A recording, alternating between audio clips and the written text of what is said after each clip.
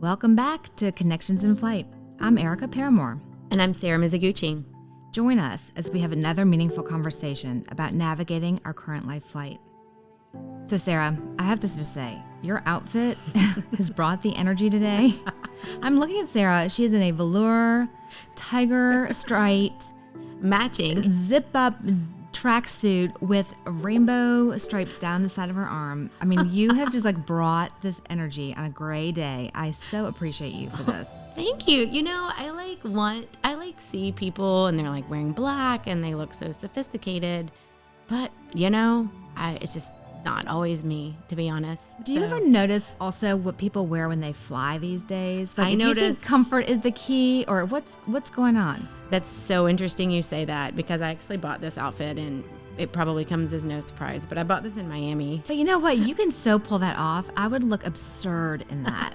You have the coolest vibe that can just make that sophisticated. So you're too kind. You're too kind. I'm serious. You're too kind. You could bottle that up and sell it. I don't know about that, but thank you. I am enjoying wearing this. I had a self-care day, so I'm also slathered in oil and plumping lotions. Oh, and everything. Is that what's else. in your carry-on today? I would like to know what plumping lotions you take with you to travel. What's worth taking along the flight? I have serums for shrinking stuff. Then I have serums for expanding stuff. Then I have serums for tightening stuff. But then I have to balance it with my other serums. I mean, is that not the perfect symbolism of your 40s? It's all of it. This is no doubt being in the 40s. I just chugged something called Skin Aid, and supposedly it's going to help me make collagen. What's in it? Vitamins and collagen particles of some sort, and all the things that you need to make collagen, like vitamin C. So I started it. I'm supposed to be rebuilding collagen, from the inside. So it said 30 days, but I'm on I have named it Collagen Building Exploration. Okay, so, the collagen flight. I'm on a collagen flight. Can't wait to see that airplane. So that's what's in my bag. I chugged it. I've been on a couple of days. The first couple of days was a little weird. Weird how? Weird taste. A little bit of a weird. Did you feel weird? No, not at all. No, not at all. But I'm I'm going to try this because I am kind of interested in taking the vitamins as a liquid as opposed to a pill. Mm-hmm. Well, they have those powders too, the collagen peptides. That right. I stir into my water every morning. Right. I think it's the same amino acids. It's the same kind of thing. Concept. You're just trying to get collagen because we're losing it. But it also comes in this big tub that I have to get the little packets when I travel. Girl, yes, I've used that too. It's all about convenience. I would use anything. I will use anything. I will continue to use everything I can get my hands on. But at some point, I'm kind of maybe I'm doing more harm than good at some point. You know what I love about you as a friend? That you are so honest about what you do and what works. And if you're going to do a procedure, you want to share that with friends. And as our flock, I really appreciate that, because sometimes women can get kind of competitive in private and not share all of that. And I really appreciate that you are always willing to say what works and what didn't work and share that information. I'm here for it. Speaking of that and collagen and things that build us, we're going to talk to somebody today that is going to pump us all up better than collagen. Her name is Sylvia Quaye. She is a dynamite. She has an amazing word of the day. I had to Google how to say it. Puissant. Puissant. Puissant. Like croissant. I wonder if it is French. It is French, I think. And because I thought of poisson, like fish. It was right. Poissant, I think. But she was very deliberate about it. I cannot wait to hear how she talks about it. She's all about different ways of thinking and living and seeing the world. So let's go. Let's go. Sylvia, welcome to the podcast. So let me tell everybody just a teeny tiny ounce about you. I'm going to let you say your whole name, but I know you as Sylvia Quaye, otherwise known as Sylvia Emma Luvasi Sisu Quaye. Beautiful. Sylvia is an immigration and family attorney. She owns, and founded her own law firm known as SS Quaye Law. She's a mother, she's a wife, she's a Ghanaian immigrant, and that's only to get us started, and she's a generalized badass. So, of course, we're going to get on to a conversation about your story and which story you kind of want to tell us about your life. But one of the things that we like to just start with, just to get us all warmed up, is can you just tell us about where and how you grew up? I was born in Accra, Ghana. Ghana is in West Africa. And I'm the first of 4 kids. My parents, Emmanuel Sisu, hence my middle name Emma, and my mom, Comfort Sisu, like comfort, like a comforter. That's her name. I would say they raised me well. They tried to raise me well, and used the tools that they knew how, what they had available at the time, which meant yelling at your kids to straighten them, punishment. But the one thing that my parents believed in strongly was good education and encouraged all of us to go to school. Now, Ghana is a third world country. Quality education is not very accessible to most people. And not very many people understand the value of education anyway. People don't pay attention to that aspect of their child's upbringing. But my parents were adamant. So they took us, they enrolled us in some of the best schools. I went to a Catholic primary or preparatory school, and then went to boarding school after that, and went to the University of Ghana, went to the Ghana School of Law, and then came to the United States after I had been called to the bar in Ghana. So I was a lawyer in Ghana before I came to the United States. Okay. How old were you when you came to America? Oh, gosh. I was 28, 29, I think. And what was the motivating factor for you to leave Ghana? Good question. So here's the thing. I never saw myself not living in Ghana. My plan was to go to school, get a career, do very well. I did not want to get married. That was the one thing I was sure I wasn't going to do.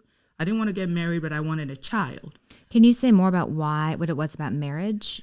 Well, so my parents didn't have a great marriage. They certainly weren't a good example as far as marriage was concerned. I don't think they loved each other. They loved us. They tried very hard to latch on the things that worked in their marriage for our sake. So I knew my mom didn't really like my dad, and my dad had some habits that my mom didn't like. And my mom is honestly one of the strongest people I know. She is very alpha. I could tell that she wanted to leave, but her mom, my grandmother, had told her to stay and have more kids. Perfect. That always fixes marriages. Have more kids because in our culture, getting married is one of the hallmarks of maturity in life and success. Everybody, you go to school, after school, you get married. It's just how it's supposed to be. Did your parents pressure you? Did they know that you weren't interested in marriage?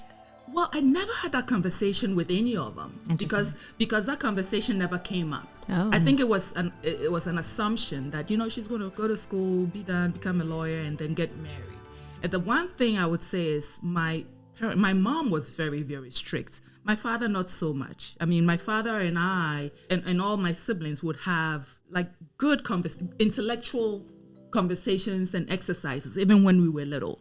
My mom, though, was very strict. We weren't allowed to date. Going to Catholic school, going to boarding Catholic school. It was an all-girls school. I think that was also part of the plan. Go be with all the girls and, don't see a penis or try a penis. Right. Just no penises. I mean, forgetting that, that people with same-sex orientation with you. But anyway, I think that was part of the plan. So it wasn't even a conversation that we had, except that at some point growing up, all my friends were getting married. I was one of, those people who was always a bridesmaid in my friend's wedding. And, the question would flow. So when would it be your turn? And who are you dating? And I wasn't really dating. I had dated, but I just felt like marriage wasn't for me. Well, it's your experience. Yeah. Well, I'm raising a young man. I found at least the men that I dated were very shallow. It was all very physical relationship, or that was the point of dating. Or either that, or they would be very domineering, or, well, you're a lawyer, but okay, I'm going to take care of you, and you sit at home and birth children and all that. And it just wasn't me. No. I mean, I was very serious from a very young age. I didn't have a plan. I didn't know what I wanted to be. At some point, I actually wanted to be a journalist, but I was also very shy, and I didn't know how I was going to, be on TV reading the news when I couldn't, stare into one person's face without, the jitters. So I don't know how I was going to be a journalist, but that was what I wanted to be. But when my parents said to me, you're smart, and the law school is very, what do you call it? It's very hard to get into, but you've made the grades and you should go do it. I didn't question it. I just thought, okay. Right. And I went and I did it. And I think it's one of the greatest gifts they gave me, that direction, because I'm also not, believe it or not, I'm also not aggressive at all. Wasn't argumentative. Like, I wouldn't argue with, whatever you say, whatever you do, it's okay. I'll go with it. But I grew up very shy, wanting to please my parents, also because I could tell there wasn't much love between my parents, the people who brought me into this world. So anything I could do to keep the peace and keep them happy, like good grades and all that, I was striving to do that. And I would also say that because the relationship between my parents wasn't really solid, the relationship between me and my siblings is the best. We are very, very close. We talk every day. We are in each other's business. There isn't anything I will ask my siblings that they wouldn't do for me. And You've got your versa. flock. It's interesting amazing. hearing you speak, Sylvia. It feels like your interest in journalism and law from a young age, it feels like you've always been able to connect to your truth and people's stories. You can be very aware and understanding and compassionate, but you see it for what it is. And I love that you bring that back to yourself to follow your own story. Yeah. And it feels like your siblings, something that you share in common is that you all were sort of a part of that truth of what was really there. And I'm curious, are they married? Yes. Okay. All of them. All three of my siblings are married, have kids. My brother is in England. He has 4 kids. My sister in Australia has 1 son, and my sister Louisa in Ghana has 3. We all grew up together in the same house, and we did everything together. We all went to boarding school, all 4 of us. And so, we would come home only when school was out, and we will bond. We will do fun stuff. Like, we'll take walks, long walks, and we will talk about, now that I'm grown, I think about some of our conversations and realize that we are manifesting those things we spoke. Oh my God, that's beautiful. I swear to God, there were things that we would say even in jest, things that, talk about faith. We couldn't see, touch those things, but we're living it, and me relocating to the United States wasn't in the cards at all for me. I got a job before I graduated law school. I was recruited, by one of the largest law firms. I got that job. It was a great job. And from then, bigger things were down the pipe. Was that at 28? You came to America for this recruited job at 28? No. The job was in Ghana. It was in Ghana. Yes. Okay. So that was 27-ish. Okay. Fresh out of law school. Yes, fresh out of the penis job. That's right. So there was a trajectory, where I was going to go. My mom worked for an insurance company a long time ago. So she was pushing me into, insurance defense work. And there was a lot of money, or there is a lot of money in that field. When time came for me to come here, which was like a whirlwind, I met my husband, Joseph. We dated long distance for 6 months. I came to the United States, stayed with him for 6 weeks, went back, we got married. Wow. Whirlwind. I met him in April. We were married in November. And in November, a day before my 28th birthday, I think, we had our traditional marriage. Ghanaian marriages, African marriages are marriages between the families. Yes. So it isn't, going on bended knee, doing marry me and it's done. It's a whole ceremony where his family, my family, it's a whole tradition, process, rituals, all kinds of things. More than just you two. the whole family's. Which makes sense of why there was pressure, too, for your parents to assume you would be doing that. Yeah, I mean, and the conversation of not getting married wasn't had with them. It was just something that I knew for myself, that who I wanted to be didn't include a man. That not because I didn't want to have sex, that's not the point, but I didn't want to be in a relationship as I've been told or has been modeled for me. You didn't know what it could feel like. Yes. So how did you get from that place to marrying Joseph? So yes, I met Joseph. Who is this person? And so then, he comes and introduces himself. I'm like, oh, that, okay. And he's not very tall. I'm tall, so I like my man tall. I found him interesting. I wasn't attracted to him. I didn't think we were going to get married. But there was something about this man that was very compelling. He's very, very determined. When he wants something, he will get it. But more importantly, like, he would ask me about my day. He would do nice things. He would send me cards. I'm quite a romantic, fortunately, unfortunately. Like, I like expressions of tenderness.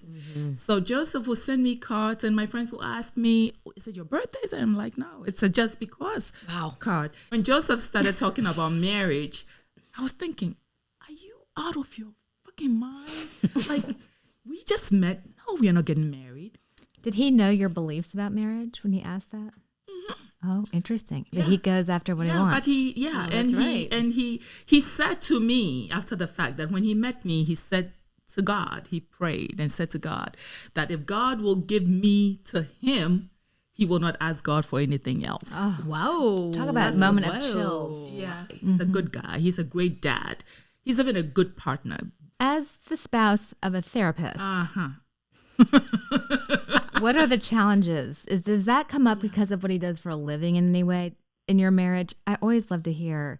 You could argue both sides, especially as an attorney. Like, what is the pro and con of being married to a therapist, right? Okay. So the pro. Bring it. It will not hurt my feelings. The pro is he's a good partner to raise kids with.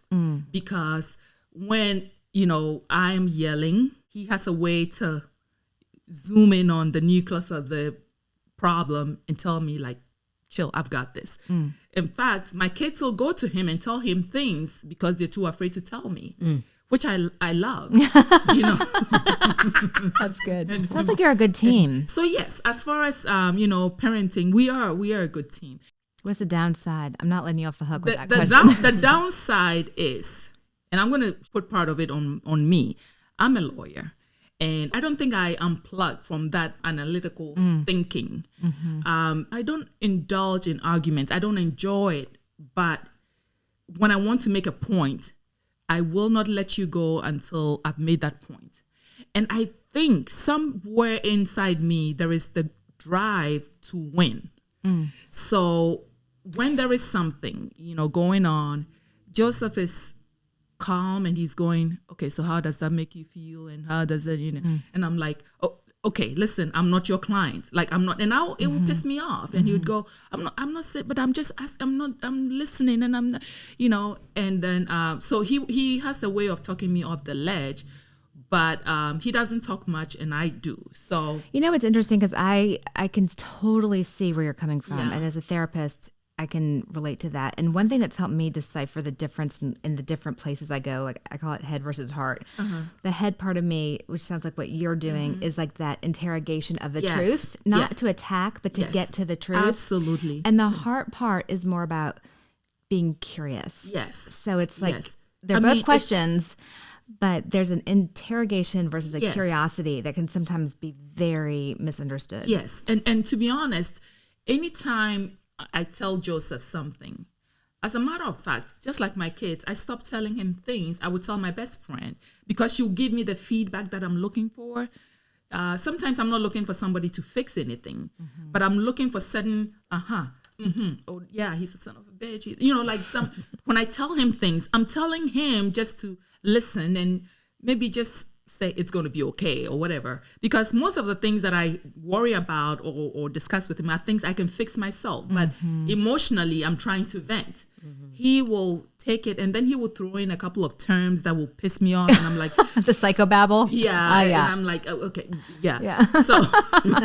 So yeah, I mean, and he would tell you, I think this question should go to him as well, because it'd be interesting to hear what he has to say. Yeah, we'll go to dinner. He would he would say things like, well, I married a lawyer. What did I expect? You know, that kind of thing. But yeah, it is. But what you're saying really is, I think, universal, literally, not to overuse that word, but I think every couple can relate to that. Like wanting to, when your loved one is hurting, you want to fix it. Yeah. But that's not what we need in that moment. And I think that that's very real. Exactly. And I also think it's okay that you turn to your friends sometimes, you know, or your mom, or it's not, our spouse should not be our everything. My husband is my husband. Joseph he's not going to go anywhere.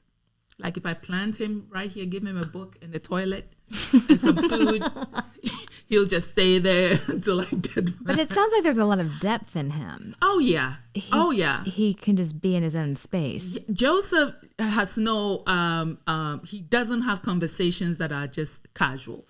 Joseph's conversations are always deep. Sometimes I have to tell him, please, this is not, nobody's asking for advice. We're just conversing. Like, just let it. And he goes, but what did I say? I'm like, I know where it's going to go. Please do not quote anybody or anything. Please. So, yeah. But anyway, at some point it made sense. And I liked him. I was like, I didn't want to relocate to the United States, but that was what it meant, because he lived here. His life was here.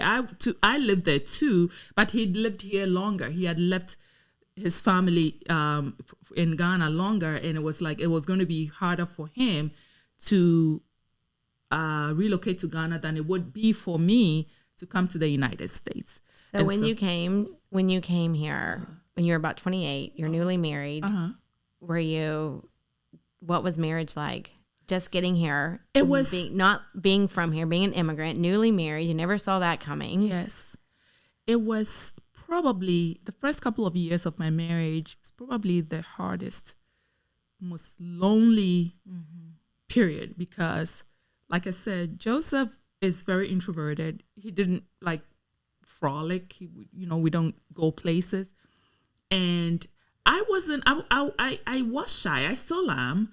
I came in here and, would go to church. Church was where I made friends, and these were all friends that he had made and introduced to me. But I will say this, those people that I met my first week of being in this country are still in our lives today.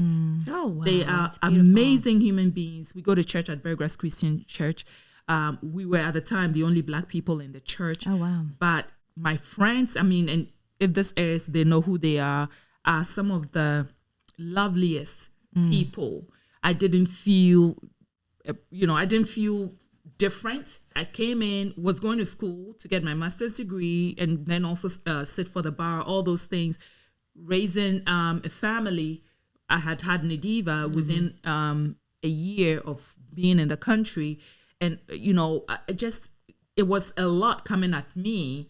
And I was a lot. Yes. And I was used to being in an extended family all the time, because even though in our home we had my dad and my mom and my siblings, my grandmother didn't live too far away. My aunties didn't live too far away. We would go to my grandmother's house or my auntie's house, and people feed you. Even in the neighborhood, it was a community of people. So much care around you. Oh my God, you had to miss that. And then I come here and I don't have any friend. I don't have anybody, not a cousin, nobody. Like Did you have regrets at that point? Yes. Okay. Oh, yes. There were, and I remember at the time I was like, okay, let's do this for 2 years and go back. Like once I get my master's degree, let's just go back. And we thought we would. And then when we had kids, we're like, we have to give them, better opportunities that we didn't have. Even though I had good education and all, it's not typical. And we just don't want them to go through the struggles that most Ghanaian kids have to endure. It sounds like you two were on the same page of being open to what the choice. Right. Yes, it wasn't. And I in retrospect, I don't think Joseph had. Joseph was thinking of going back. No, he wasn't. And he's very well traveled. Like he had lived in Germany at some point, and so he was going to be here. But I didn't think that I could fit in, And then the few friends that I made while I was at the U of L were, Asian people who were here just for school, and then they were going to go back. So, they have an accent, I have an accent. We don't understand each other, but yet we understand each other. We study, and then 2 years, they're gone. And then I'm here. And so it was very, very hard. But I will say that the great thing that happened and perhaps even changed my marriage for the better was the introduction of our children into our relationship, because your kids make friends. You go to the park and your child is, waddling towards another child, and then the moms get talking, and then, you make friends that way. As we had kids and, our circles grew, we still had the same people who had received me when I first came here, but we expanded. I expanded, found other Ghanaian people here. We joined Ghanaian community people and associations, and it got better. It got better. But it evolves. Yes. And I wanted my children to have kind of upbringing that I had, where you have cousins all the time and aunties and all that. So all the friends that we made, we kind of created this village of aunties that are not, blood related, uncles and cousins. My kids have a lot of cousins who are not related to friends them. Become family. Yes, but that's how we've lived for over 2 decades, and that's what they know, and they enjoy to where, when it's my child's birthday and she doesn't hear from an aunt, she's calling me or texting me, did auntie so and so know it's my birthday? I didn't get a call from her. This is how close, and for that I'm grateful. During the past 10 years, obviously, I know how old your kids are, so your youngest is 13.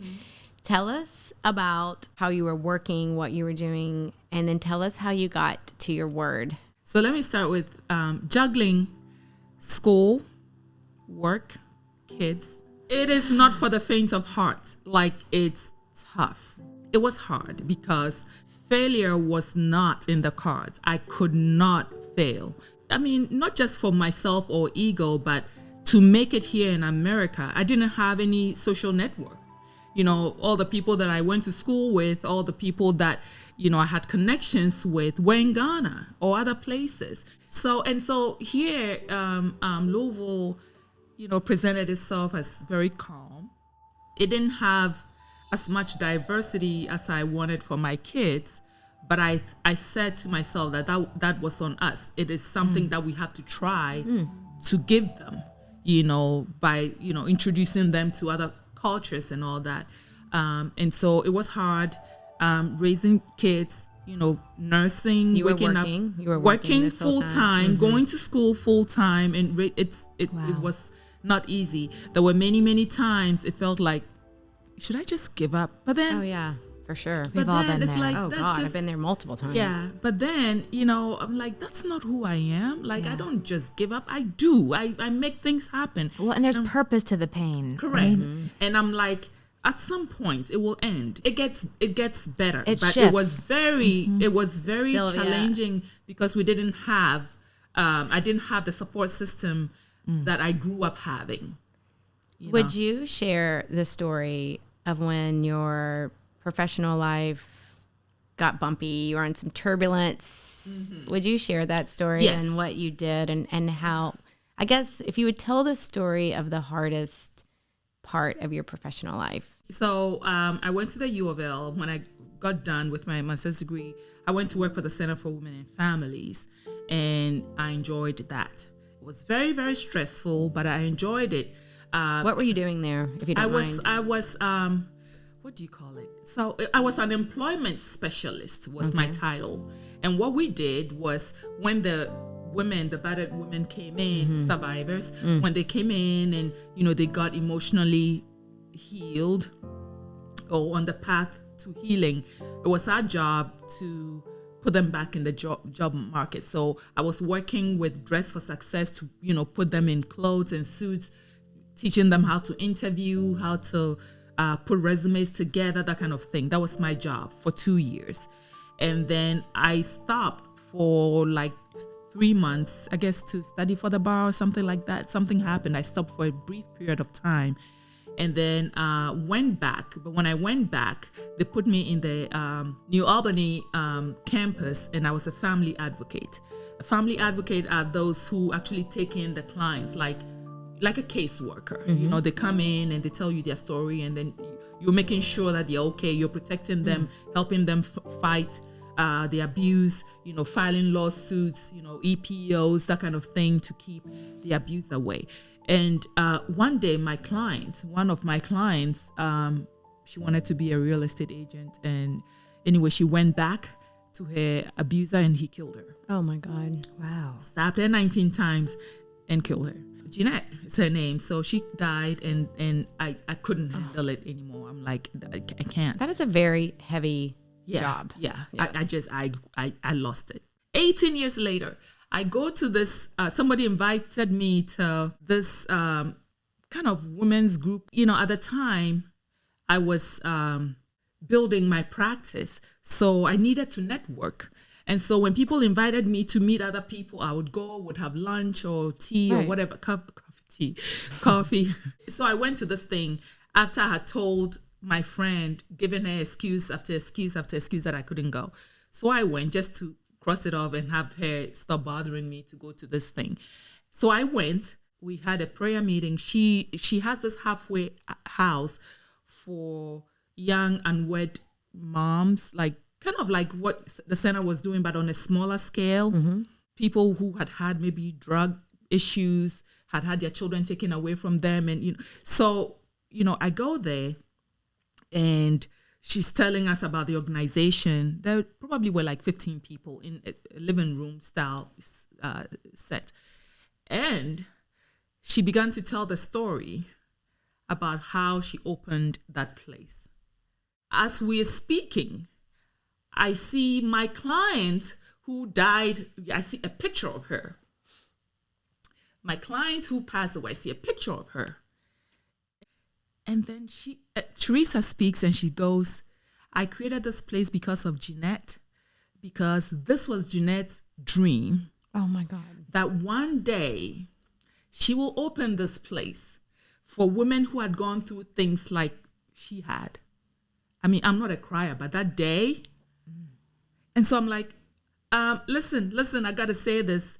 Jeanette was my client however many years ago. I mean, we were all crying. And I'm like, I do not know why I'm here, but whatever the reason is, I'm here. Some way, somehow, my interaction with Jeanette led me back to Hosea's house. I mean, Jeanette died 18 years ago. I didn't know. She never mentioned Teresa. Apparently, they were best friends. Never mentioned her, nothing. But Teresa and Jeanette had this. Jeanette had this vision of opening this house, Hosea's house, and doing the things that Teresa is doing. So after Jeanette died, it was on Teresa's heart to open this place. That is the ultimate connection in flight. Yeah. I am speechless. Yeah. I mean, I will say this. I'm a firm believer of everything happening for a reason. I'm also a firm believer of, I don't meet people by chance. We have a saying like, to whom much is given, much is expected. I don't know if it's in the Bible or someplace else, but when you have, you give. When I say that, it's not so much even about money as it is about, we all have a purpose in this life, and we have to find it and live it, because somebody is meant to be at the receiving end of that. That's so beautiful. Purpose. Right. Somebody is waiting for somebody like you and I to come into their life some way, somehow, and fulfill something. I believe that. And so, yes. And so my goal I cannot save the world. I cannot even save one person. But if I can make life a little better for somebody, even Sylvia, in the smallest way. And how did you get to that point of opening your own practice? I worked for a much larger law firm. We got to the point where I realized it wasn't for me because the organization had gone through so many changes.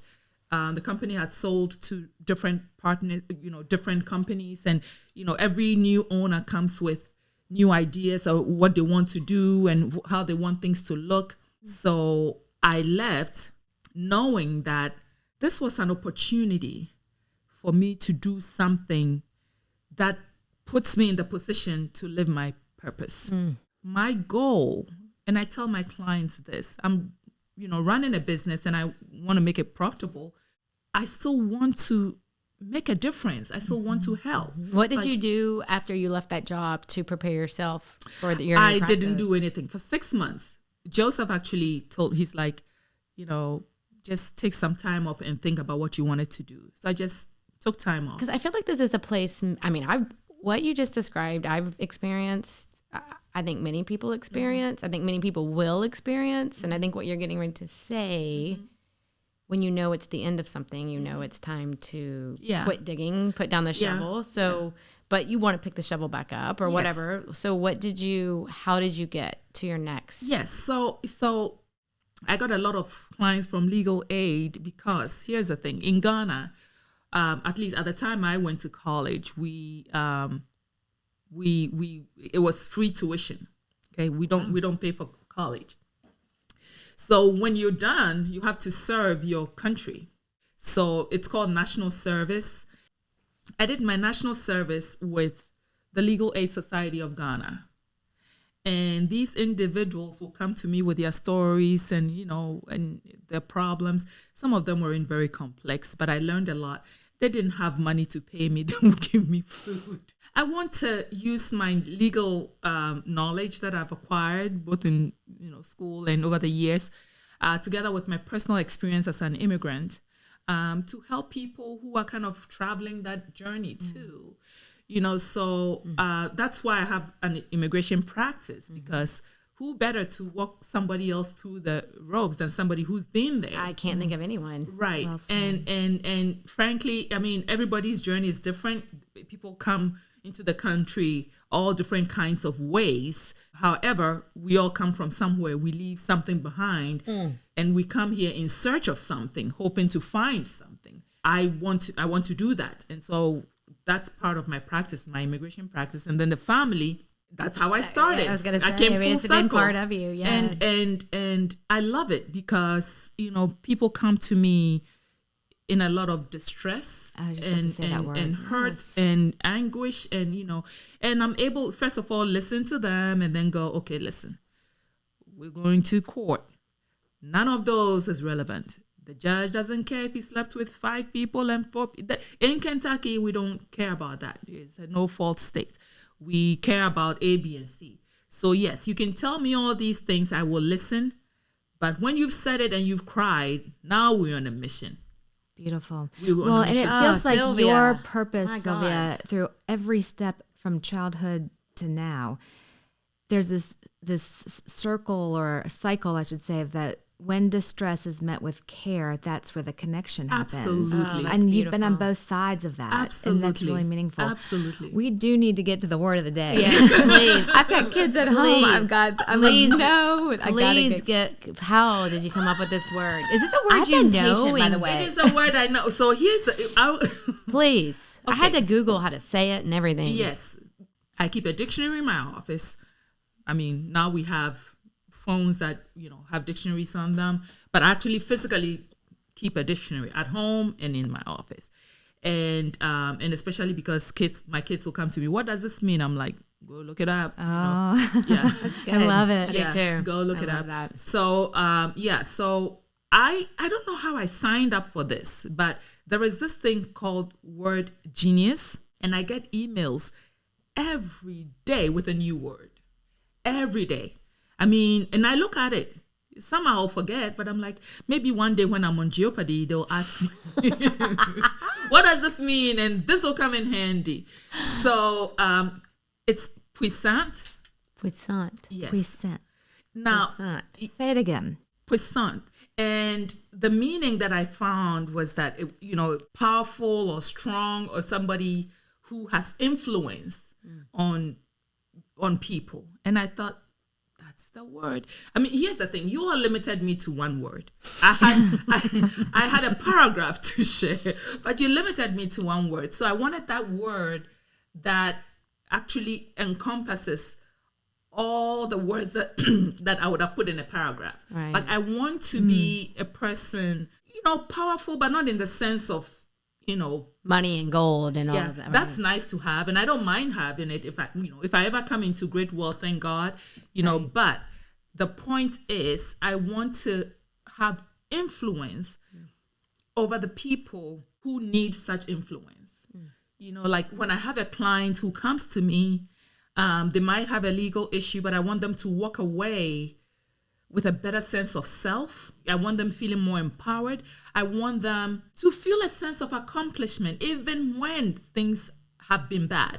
And believe me, things are bad when people are sitting across from me. No one is coming to me because they are happy and they don't have problems. I love this so much too, because I think when you first said that word, it did sound like powerful, strong influence over, but you're using it in a way to create influence with. Correct. And then they leave with their puissant. Like That's right. That's right. I don't know if I'm saying that Yes, right, but yes. it's the encompassing of it all. Yes, because the thing is, I want my clients, my friends, people in myself, my children, to walk away with a piece of puissant. Yeah, you're giving away power. Yes. Puissant pie. Yes. Here's a slice of puissant. I'll have a slice. To walk away, because wherever they find themselves in the future, I want them to be able to give back some. I don't know if it all makes sense. It does. makes It's sense. beautiful. But it makes so much sense. And so meaningful right now during these times. Unprecedented times for women coming out of pandemic. Like, gosh, When you're that giving is- away your power, which I think when you're at a point where you can do that, you've really reached a special because part you're not of losing your life. power when you Right. give it. No. That's so You- beautiful. No, you're People not are so losing. afraid No. of that. I mean, I'm telling you So that afraid. even the encounters that I have with people leave me better. The word itself, when I stumbled on it, I was like, sounds like a part of the female anatomy, which exudes That's power. okay too, absolutely. I Wow. mean, Yeah. that in itself, it's a powerful part of our body. I mean, people have lost their jobs, presidencies, lost money, lost family over that. Talk Wow. about influence and Right. power. Yes. And connection. Full And circle. connection. Full circle. Full circle. So I feel like women, we, in and of ourselves, we have a lot of puissance. Will you run for president, please? I mean, seriously, Sylvia. I mean, just the message. I mean, I'm not being silly about that. Truly, I just think if can you imagine our world if people embraced that philosophy? And also- how different it would be. all of your honesty it's so touching and refreshing. And every course of your flight, even when you thought it should look one way, when it redirected, there was so much growth for you. It wasn't a mistake. To be honest, that's the marvel of my life. Like when I think of myself, I'm like, I didn't see this end result when I was on this part, like this path or this journey. This is not what I saw. This is not where I thought it would end. But I love where it brought me, where it took me. Yeah, where you are. Like the other thing I love about you, I look at you and hear you, and you said you're 51. Mm-hmm. Like you are a hope for just so many more awesome things to come from your life. Thank you. Which I think has taken women several decades to get to this point where you're not done. Like you're not done. You're not slowing down. You're not like talking about when I retire next year. You're like, I'm here. I'm giving away my puissant pie. And like, it's just And you're bringing us all fucking with you. empowering. It's not- And I love it. Yeah. And thank you for saying that, because one of the things that I tell my children and my husband is every year I want to see growth in me. I want to look at my 52-year-old self and say, man, look how far I've come. Like I want my 52-year-old self to be a better version of my 51-year-old self. So refreshing. You're not disappearing. Right. You're not like. I wanna. So yeah, I mean, I still do stupid things sometimes. We all do. Well, thank God. But it's those mistakes and the pain that also creates the growth. Right. But I want to get to a point. Well, I never want to achieve growth and have it be the Done. yes. It's like learning. Until the day I breathe my last. I want the very last thing I do, if I have the opportunity, to look back on my life and feel like, look how far you've come. Look how far you've achieved. You may not have nothing to show for it, but man, you've grown. You literally have the energy of someone we could be talking to just out of college, starting out. And I fucking love this. Can I also just say a takeaway for me? Because we do kind of like to give we have two questions too. Yes, a takeaway, but it feels like what a huge part of your growth has allowed the world or the people that know you is to feel the genuine level of care that comes in anyone you connect to. I hope you remember that too. It's your growth is evolving, no question, but you know, there's a lot of people out there who I'm sure feel the care you've given them every day that you may not hear those voices or they see them or get the food but that is so meaningful. I'm so touched by, it's been compelling, illuminating, all of that. I just feel lighter after this conversation, even though it's so I just want to go out and do something awesome right now. I don't know what it is, but I just feel so inspired by you, well, Sylvia. Thank you. So let me do, we have two questions we like to end with. So obviously we're called Connections in Flight. We talked about many of your flights that you've been on. Tell us about where you are currently in your life flight. Like, are you taking off or something? Do you feel like you're kind of at cruising, or do you have something else to say? Well, so I'm certainly not taking off. I'm at a steady state. Like, I mean, there's turbulence along the way. Marital turbulence, there's educational turbulence. I mean, even getting my law degree to translate to what the U.S. wants. And took me 4 years to do. It sounds like you're cruising, but you're fine that you don't know where you're headed yet. You know, I mean, you know you're moving, and you're fine with that because you don't have to be attached to the certainty of it to be safe. Let me say this: I don't have a destination. I love it. Oh, that's courage right there. I don't have, and that's the last question. Like, you know, where might you want to fly to next? I don't want to arrive. I don't want to. Oh, you like the journey. You like the struggle. I do like, not necessarily the struggle, but I like the journey because things happen over the journey that refine. You know, like they say diamonds, you start off as ugly pieces of rocks and then they end up being, because they've had so much friction with the pressure. Things around. Yes. So that's it. Like I don't know what it would feel like to have arrived at a destination. I don't know. Because I want to keep growing until the last day that I have. Gosh, I love that. I'm chills. I've been like unknown. goosebumps head to toe. Yeah. I like that. But destination unknown. Yeah, exactly. Destination It's unknown. also very much living in the present. Sometimes the future scares me. All of us. Like everybody else, you know, starting my own business and all that, it was like, oh my gosh. You get scared because I'm human. And when I look at things around me and they all don't add up, I'm like, how am I going to do this? And you feel responsible to protect. Correct. But the thing that every single time I've come away with is there is always a way. I find it, the universe presents it to me, God takes me through it, and it's all good at the end of the day. Like at the end of the day, you look back and it's like, what was I worried about? Like, it's all you have to trust. Exactly. But I also don't want to be stupid to just sit there and say, oh yeah, Jesus is going to drop it in my lap. No, Jesus doesn't. But there is a way. faith that the pain pays off with some sort of growth. Yes. I am open to people coming into my life, even in the smallest way. And not everybody is meant to last, be a friend or be a, no. That's a beautiful point. That is. People come in for a brief period of time, teach you something about yourself or them, or expose you to something, then they go. Purpose fulfilled. Oh my God. But it contributed something to me. You know, so even when relationships or friendships end, for me it's not sad at all.